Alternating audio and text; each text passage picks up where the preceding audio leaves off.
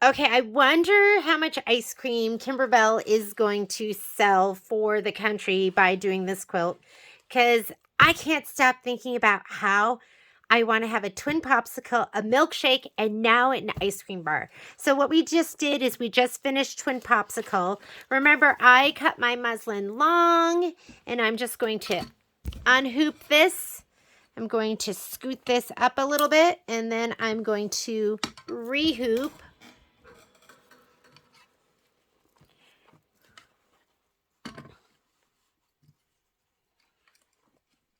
So I will cut muslin so it works vertically and horizontally.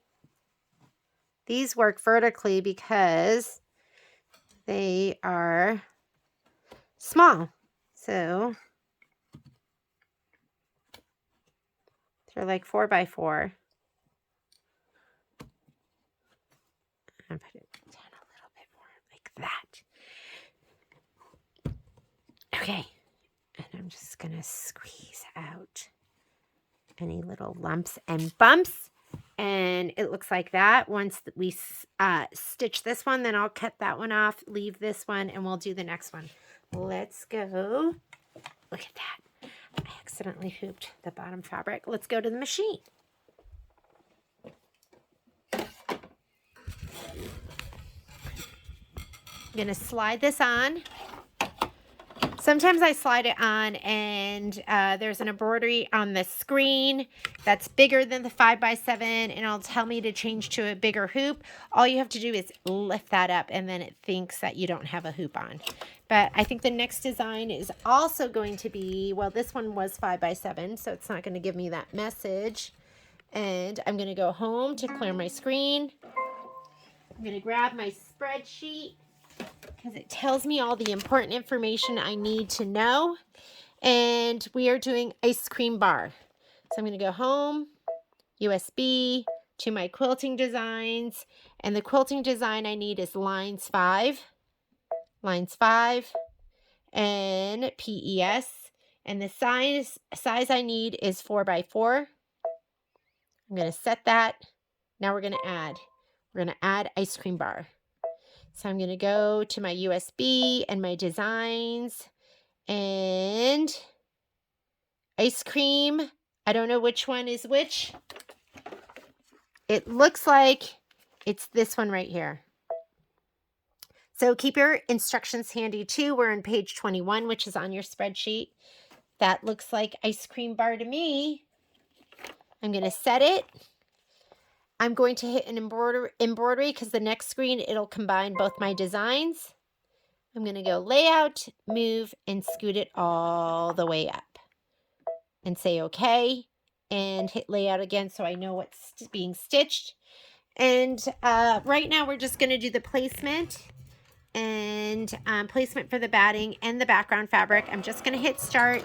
I have green in there, but it's okay. Color doesn't make a difference for this.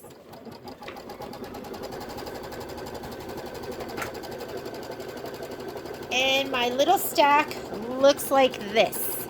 So I'm going to take off my clip. Everything is labeled and grouped. And what I need right now is my background fabric, which has shape flex on the back. And I need my batting. The rest I'll just put right here. I do not cut my embellishment pieces down until later. I'm going to give my batting a little shot of spray. I use KK Ganold 100.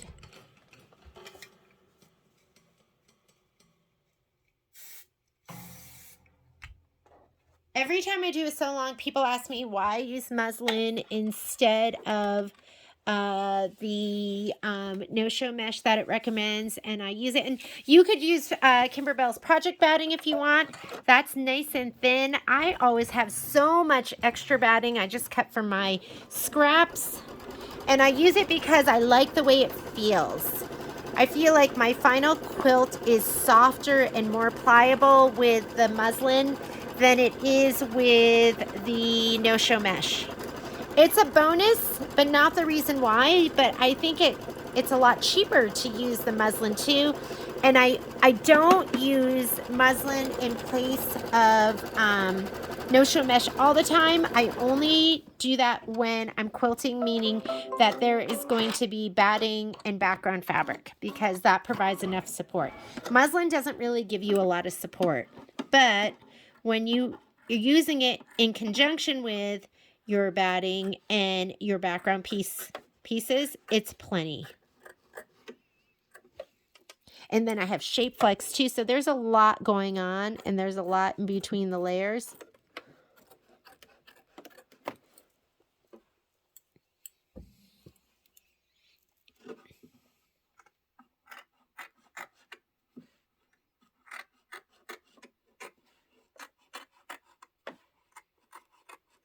You want to trim that right to the stitch, because then it's not in your seam allowance. These are made so the batting won't be in the seam allowance. I'm just better at cutting from the left, but sometimes. Well, I guess what I could do is maybe slide this forward. That would give me plenty of room. Sometimes I forget I can do that. And this doesn't look quite close enough. There we go. I'm going to spray this, my background fabric on the shape flex side. And then I like to fold it in quarters just to find the very center, point to it. It's just what I do, not what you need to do. And then I feel and make sure I have about 1 inch all the way around, and I do. There's nothing wrong with repositioning. I'm going to skip the next step. That's placement for my background fabric. That's tack down, and I'm going to do that. Color still doesn't make a difference, but quilting is going to be next. And I like a color that blends, so I'm going to put this color in next. Total stitch time for this is 6 minutes, so this should be quick. I know we have some applique involved. These are easy peasy designs. I love it. I love fast and easy. I loved Main Street Celebration and the Boulevard Pillow. Those took a long time to do.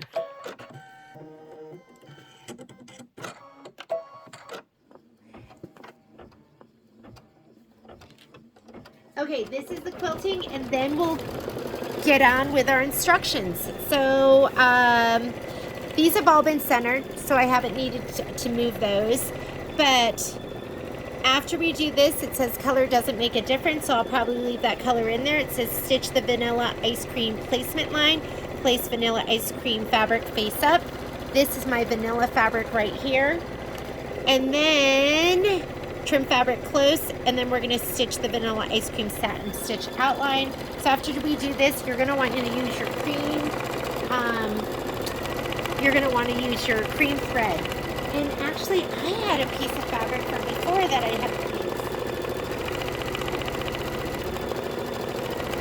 used. I'll just use that because I think I already sprayed it.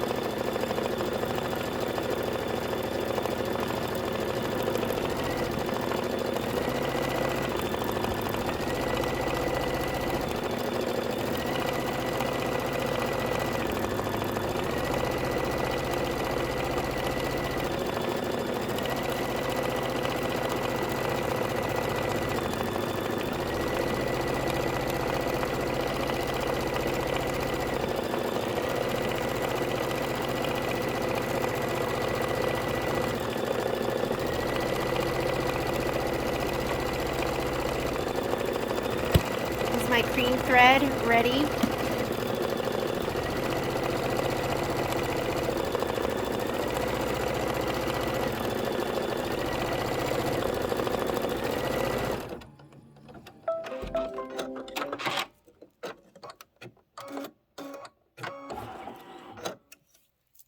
I'm going to put the green away.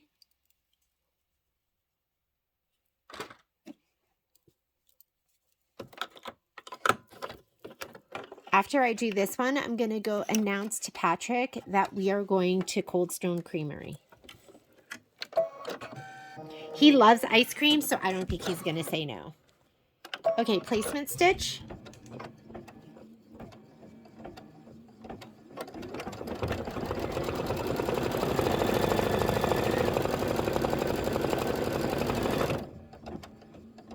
This is the top of the ice cream bar.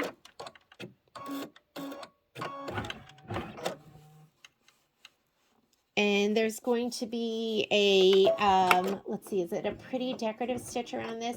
They want you to trim it close to the stitch line, and then it's going to be a satin stitch outline.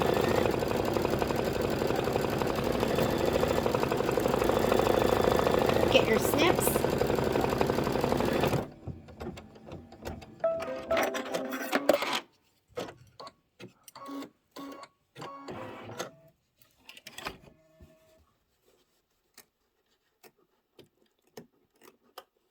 Sometimes I'll suffer through it. It's almost as though my mind forgets that I can slide my hoop off.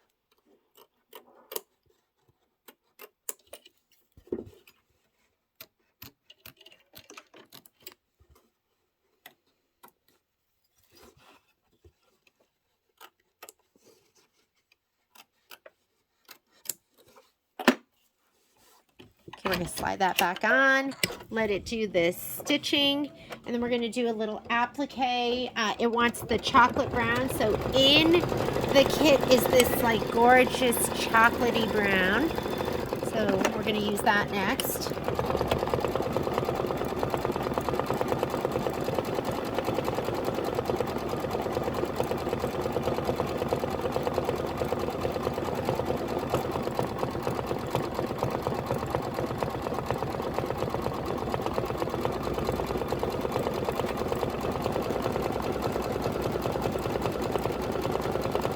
And then there's 2 more embroideries in this section, Rainbow Popsicle and Banana Split. Yeah, there's no way I'm gonna make it through all of these embroideries without eating some ice cream. I'm not even a big ice cream eater.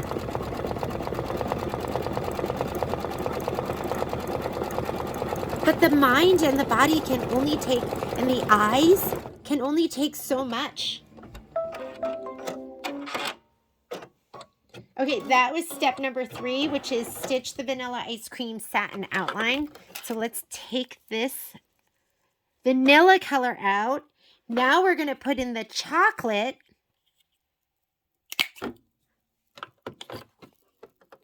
Plus, I'm hungry. This would be a bad time for me to go to the grocery store.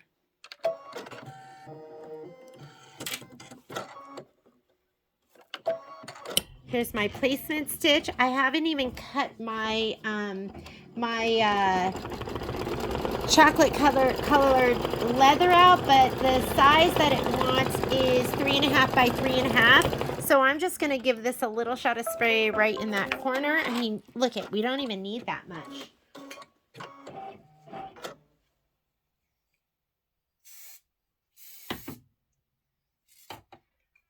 So that, so the leather actually, and this one is going to say trim as desired. So you want to give it a little bit of an outline, like 1/8 of an inch at least. I don't think they've released this color.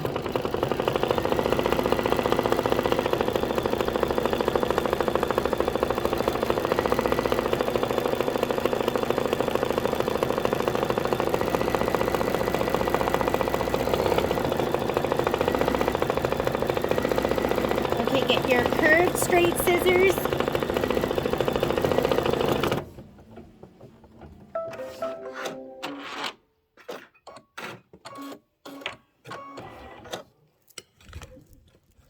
This is pretty round, so I'm going to slide the whole thing out and let's go around it. Like I should start right here.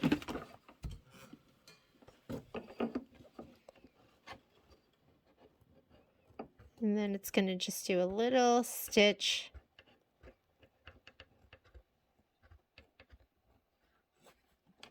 You know what is great about this? The core is brown. Because remember when we did, was it I I think it was Main Street Celebration. The core in the red is white. And so people were complaining about that, but the core in this is brown. Isn't that fantastic? Because I think it is distracting when there's like white on the inside.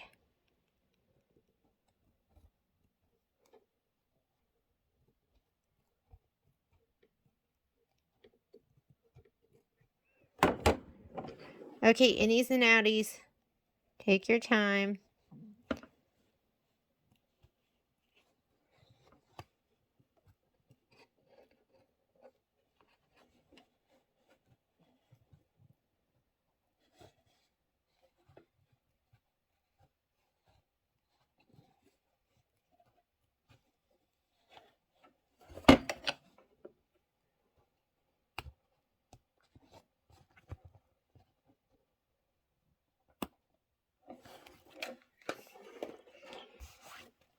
Delicious! Looks like a dilly bar.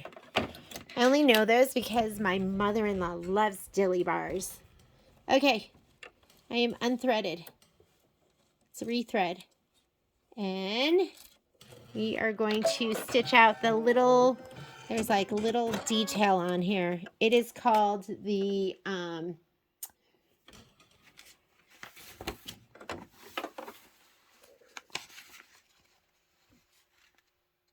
trim leather as desired. Chocolate coating is a raw edge applique and will not have additional cover stitches. And then on the next page it says stitch the nut detail. I didn't know what to call it. The nut detail, and then you're going to stitch the trimming guidelines and remove block from hoop. So after this, there's going to be some trimming guidelines. Don't forget to stitch those.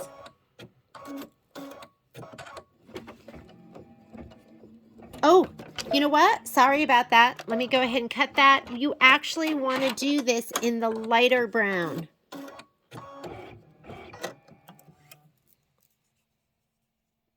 So these things happen. This is how we go back. This goes forward to the next step. This goes back to the previous step. And I'm just going to go ahead and put in my light brown. I was thinking, how do we differentiate between the chocolate and the nuts? And now I know.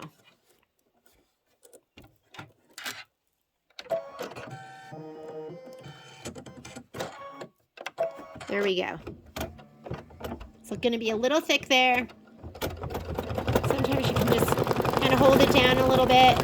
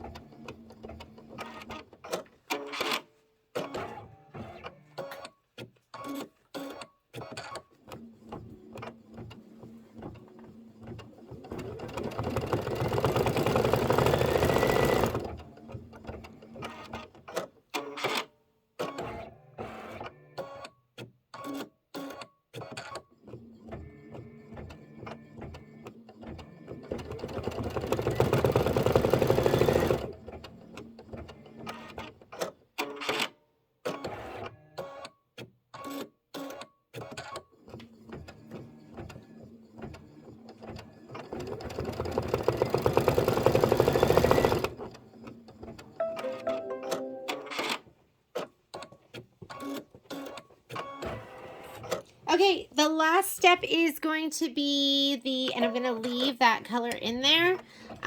This is just going to be the stitch trimming guideline, and then you're going to remove the block from the hoop.